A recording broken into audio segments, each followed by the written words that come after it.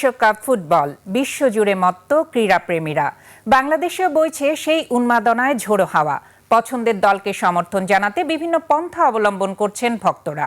কুড়িগ্রামে বিশাল মিছিল করেছেন আর্জেন্টাইন সমর্থকরা। সিরাজগঞ্জে টাঙানো হয়েছে 1000 ফুটের ব্রাজিলিয়ান পতাকা। প্রতিনিধিদের পাঠানো তথ্যে মাইনুদ্দিন মাসুমের রিপোর্ট। বিশ্বকাপ উন্মাদনায় বুঁদ বাংলাদেশ। পছন্দের দলকে সমর্থন জানাচ্ছেন বিভিন্ন উপায়ে। কেউ গায়ে তুলছেন জার্সি, কেউ টাঙাচ্ছেন পতাকা।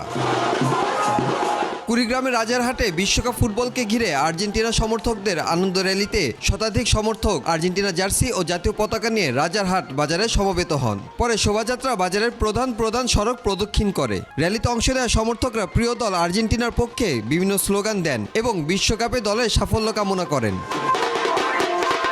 সারা দেশের মতো বিশ্বকাপ উৎসবে সামিল হয়েছেন সিরাজগঞ্জের সমর্থকরাও। অলিতে গলিতে চায়ের দোকানে আলোচনার কেন্দ্রবিন্দুতে শুধুই বিশ্বকাপ। পছন্দের দল ব্রাজিলকে সমর্থন জানাতে টানিয়েছে 1000 ফুটের পতাকা। যখন আমরা খেলা দেখি তখন খেলার প্রতি খুব একটা আকর্ষণ চলে আসে।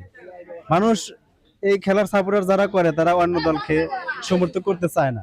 এর সাথে একটু কম হয়েছিল, কিন্তু এবার আরো বেশি, আর এবার উদ্যোক্তা তাই বেশি। মাকারখন্দ উপজেলার ঠাকুরজি পাড়ায় এই পতাকা টাঙিয়েছে ব্রাজিল ভক্তরা। ব্রাজিল বিশ্বকাপ জিতলে পুরো গ্রামের মানুষকে গরু জবাই করে খাওয়ানো হবে বলেও জানান তারা। আমরা ইনশাল্লাহ ব্রাজিল যদি ফাইনাল খেলবার পারে খালি, তাহলে ইনশাল্লাহ এই সারা গ্রামের লোক এক গরু জবাই করে খেলি।